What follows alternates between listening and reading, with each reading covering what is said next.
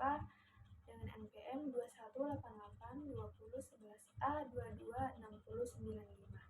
Di sini saya akan menjelaskan tentang satu pendekatan yang digunakan oleh para penulis dalam buku teks Cerdas Cergas Berbahasa dan Bersastra Indonesia untuk SMA, MA, SMK kelas 12, menampakkan diri pada 3 komponen proses belajar mengajar. Komponen-komponen adalah tujuan, bahan, dan metode. Penulis menyadari bahwa semua pengajaran, termasuk pengajaran bahasa Indonesia di tingkat SMA, SMK, MA, harus menekankan aspek pengetahuan, keterampilan, dan sikap dalam bingkai keliterasian. Ini menunjukkan bahwa tujuan bahasa Indonesia terpadu atau integratif. Dari segi bahan, terlihat bahwa setiap pelajaran dalam buku tersebut mengetengahkan 5 pokok, yakni yang pertama membaca, yang kedua menulis, yang ketiga menyimak, yang keempat berbicara, dan yang kelima kesusastraan. Nah, jadi kelima butir ini akan disajikan dalam setiap pelajaran secara terpadu pula. Dari segi metodologi, kita melihat bahwa penyajian selalu dititik beratkan kepada memahami teori dan keterampilan berbahasa mereka secara menarik dan menyenangkan dengan pendekatan struktural fungsional analitik sintaksis. Jadi lanjut yang kedua, yaitu tujuan. Secara umum, para penulis buku teks Cerdas Cergas Berbahasa dan Bersastra Indonesia untuk SMA, MA, SMK kelas 12 menyadari bahwa semua pengajaran harus membimbing dan membekali siswa baik itu pengetahuan, keterampilan, dan sikap dalam bingkai keliterasian. Nah, ini berarti bahwa tujuan pengajaran bahasa Indonesia adalah agar siswa mempunyai A. Pengetahuan mengenai bahasa Indonesia, 2. Keterampilan berbahasa Indonesia, 3. Nilai serta sikap yang baik dan positif terhadap keliterasian bahasa Indonesia. Jadi, para siswa SMA, SMK, MA kelas 12 adalah calon siswa sekolah menengah akhir. Oleh karena itu, pengajaran bahasa Indonesia di SMA, SMK, dan MA harus mematangkan pengetahuan siswa sebagai bekal menghadapi pembelajaran di sekolah menengah akhir. Bagi siswa lulusan SMA, SMK, dan MA yang terjun dalam kehidupan masyarakat, mereka dituntut untuk terampil berbahasa, khususnya berbahasa Indonesia. Assalamualaikum warahmatullahi wabarakatuh. Perkenalkan, nama saya Rifnatun, NPM 218820111A226103.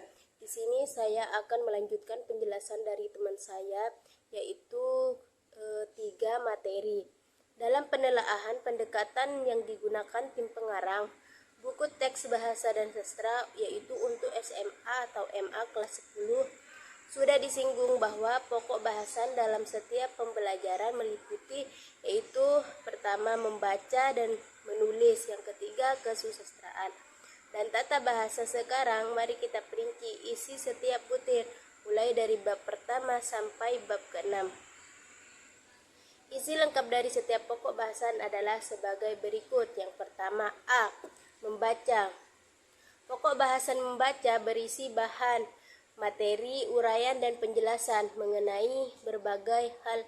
Judul-judul sejarah sebagai bahan bacaan berikut ini dapat memberikan gambaran luas cakupan materi yang disajikan. Bahan bacaan selalu pula diikuti tugas, pertanyaan, dan pelatihan. Judul-judul bacaan adalah pertama, yaitu Gemelut di Majapahit, halaman yang ke-36, halaman 36. Yang kedua, Gajah Mada bergelut dalam Tahtah dan Angkara, halaman 40. Yang ketiga yaitu Mangir, halaman 48. Borobudur, halaman 53. Rumah Kaca, yaitu halaman 56. Pangeran Diponegoro, halaman 68. Kado Tahun Baru 2014 dari Pertamina halaman 87. Rio ingin jadi pembalap utama halaman 93. Menguak tabir kekuasaan Sang Pencipta halaman 161. Membaca literasi sains peserta didik halaman 174. Batman yaitu halaman 183.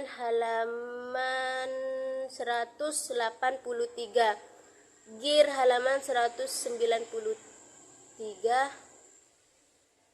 Menimbang ayat-ayat cinta halaman 196.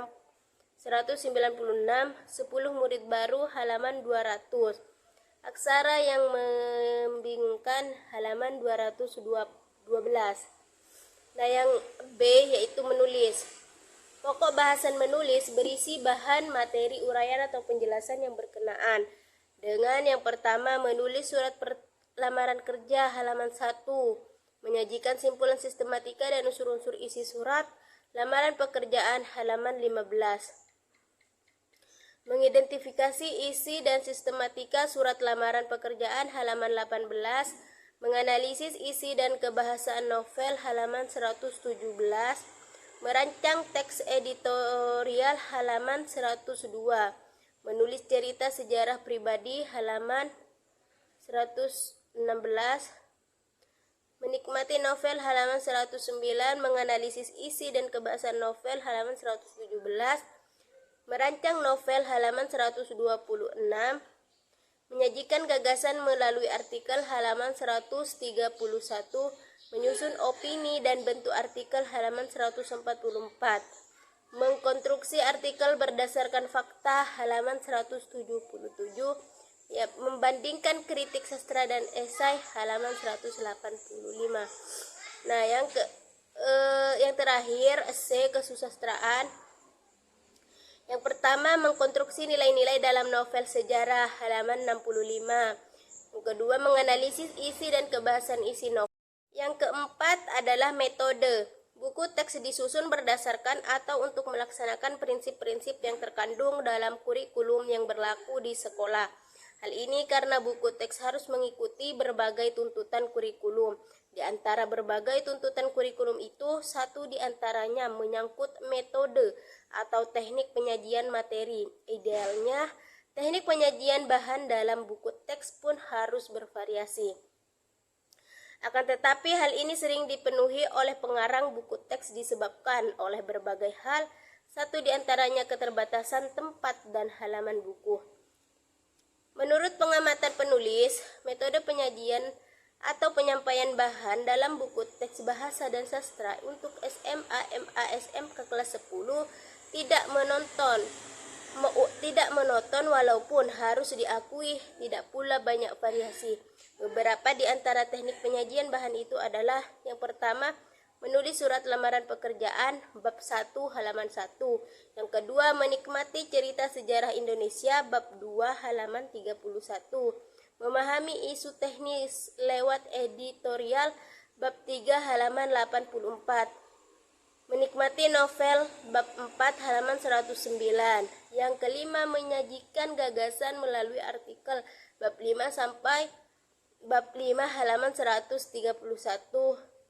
Dan yang terakhir, menilai karya melalui kritik dan esai yaitu bab 6 halaman 183.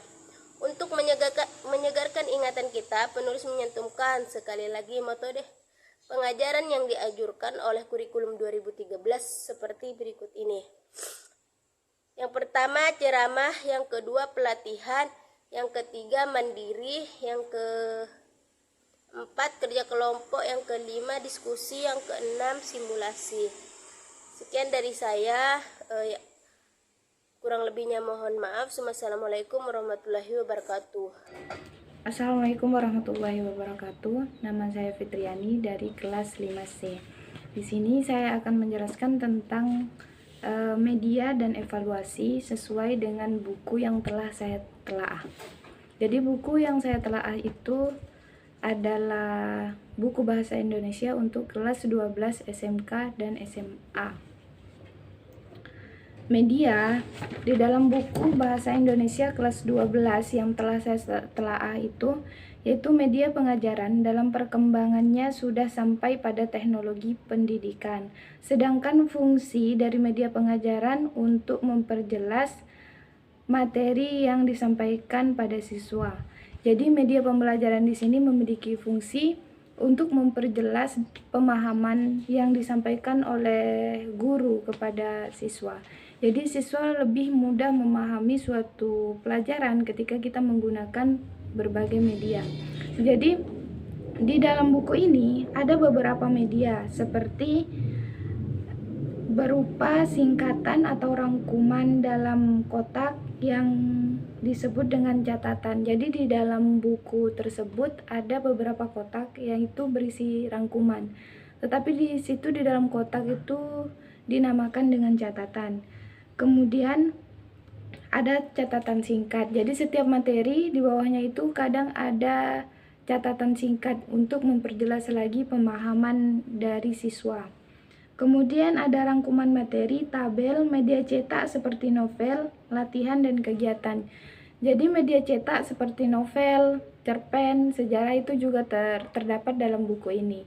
Jadi itu juga sebagai media pembelajaran bagaimana siswa lebih bisa dengan mudah memahami materi tersebut. Kemudian latihan dan kegiatan. Jadi setelah mereka belajar dengan media tadi, diadakanlah latihan dan kegiatan. Jadi pemahamannya itu lebih melekat. Dan guru pun bisa mengetahui bagaimana tentang pemahaman dari siswa tersebut. Kemudian setelah media itu ada evaluasi. Buku Bahasa Indonesia untuk SMA atau SMK kelas 12 ini digunakan cukup bervariasi. Evaluasi ini tidak semata-mata mengukur prestasi siswa, tetapi juga sebagai metode pengajaran, yakni berupa tugas-tugas yang harus dikerjakan untuk memantapkan pengertian. Jadi evaluasi di sini bukan saja untuk mengetes tentang pemahaman dari siswa, juga sebagai motivasi belajar siswa apa yang harus dicek lagi atau diperbaiki lagi. Dalam buku ini kita mengevaluasi beberapa hal seperti terkait dari tugas latihan dan praktik tersebut. Penulis mencatat beberapa instruksi yang digunakan seperti dalam butir, yaitu membaca. Dalam butir membaca, 1. Menikmati cerita sejarah bab 2 halaman 31. 2. Menikmati novel bab 4 halaman 109. Kemudian untuk butir menulis, yaitu membuat surat lamaran pekerjaan bab 1 halaman 1. Kemudian menyajikan gagasan melalui artikel bab 5 halaman 31. Kemudian untuk butir kesusastraan ada 4 subbab, yaitu 1. Mengkonstruksi nilai-nilai dalam novel sejarah halaman 65. Kemudian menganalisis isi dan kebahasaan isi novel halaman 117. Kemudian mengkonstruksi kritik sastra dan esai halaman 211. Kemudian menulis refleksi tentang nilai-nilai dari buku pengayaan dan buku drama halaman 200.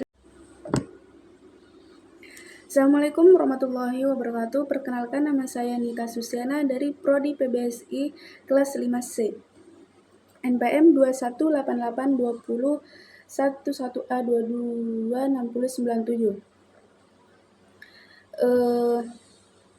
Di sini saya akan menjelaskan mengenai bahasa dari teks buku ini yang berjudul Cerdas Cergas Berbahasa dan Bersastra. Nah, di sini saya akan menjelaskan bahasa menurut buku teks ini. Nah, menurut analisis saya, dari segi pemakaian bahasa Indonesia dari teks ini bisa dijadikan contoh teladan. Karena kenapa? Karena bebas dari kalimat yang berbelit-belit dan juga pendek kata bahasa baku. Teks sangat komunikatif bagi para pelajar SMA. Nah, karena oleh sebab itu, saya dapat menyimpulkan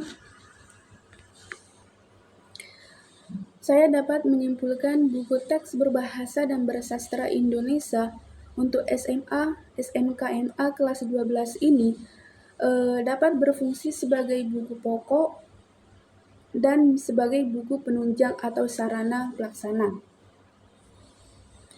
Nah, selanjutnya saya akan menjelaskan terkait dengan analisis kesesuaian materi buku teks dengan standar isi. Nah, dari buku teks berbahasa dan bersastra Indonesia, untuk SMA, SMK, MA ini yang dikarang oleh Bambang Trimansah yang diterbitkan oleh penerbit Pusat Perbukuan Badan Standar Kurikulum dan Asesmen. Di dalam buku ini terdapat ada 6 bab. Nah, yang pertama, bab 1 yaitu mengkritis informasi tentang tokoh terdiri atas 10 sub unit keterampilan berbahasa dan bersastra. Selanjutnya yaitu bab 2. Bab 2 yaitu mempresentasikan ide kewirausahaan terdiri atas 9 sub unit keterampilan berbahasa dan bersastra. Selanjutnya yaitu bab 3. Bab 3 ini memahami dan mendiskusikan fenomena kecerdasan buatan terdiri atas 9 sub unit keterampilan berbahasa dan bersastra. Selanjutnya yaitu bab 4. Nah, bab 4 ini menyampaikan materi tentang perlindungan terdiri dari 10 sub unit keterampilan berbahasa dan bersastra. Selanjutnya yaitu bab 5. Nah, bab 5 ini menganalisis tentang mengungkapkan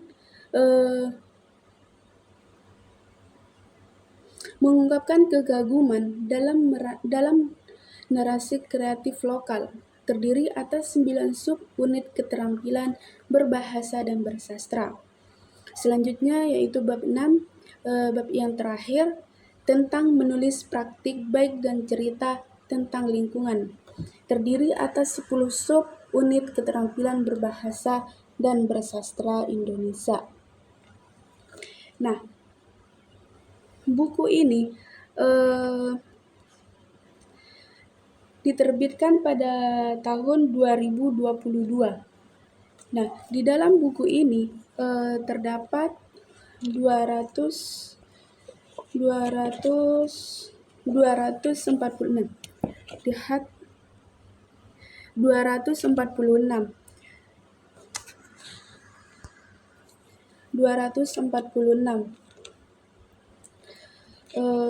Dan ditambah dengan yang ini dan ini tambah 5 lembar menjadi 256. Itu sudah termasuk daftar isi dan daftar prakata dan seterusnya. Nah, baik, saya akan menjelaskan depan buku ini atau cover buku ini. Nah, buku ini berbasis warna hijau toska dan kuning muda. Nah, di buku ini, di cover buku ini terdiri 2 siswa, 1 laki-laki dan 1 perempuan. Yang siswa laki-laki ini memegang laptop.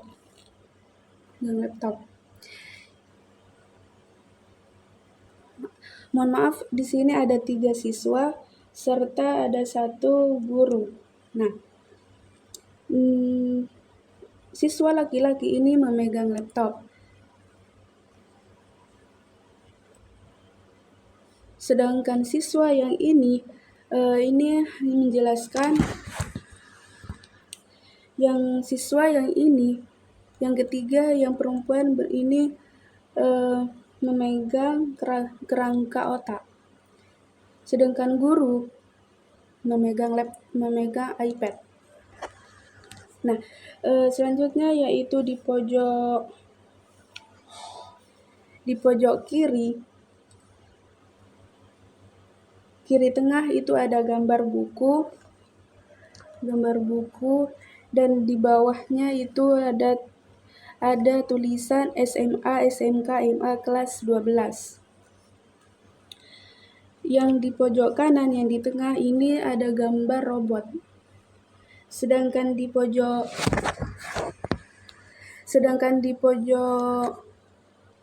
atas kanan itu ada tulisan Tuturi Handayani dan Kementerian Pendidikan Kebudayaan, Riset dan Teknologi Republik Indonesia 2022.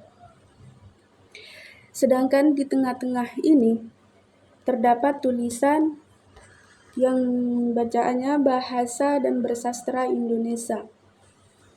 Mungkin hanya itu yang dapat saya analisis dari buku teks berbahasa dan bersastra. Atas kanan itu ada tulisan Tuturi Handayani dan Kementerian Pendidikan Kebudayaan, Riset dan Teknologi Republik Indonesia 2022. Sedangkan di tengah-tengah ini terdapat tulisan yang bacaannya Bahasa dan Bersastra Indonesia. Mungkin hanya itu yang dapat saya analisis dari buku teks berbahasa dan bersastra Indonesia ini. Kurang dan lebihnya saya mohon maaf. Wassalamualaikum warahmatullahi wabarakatuh.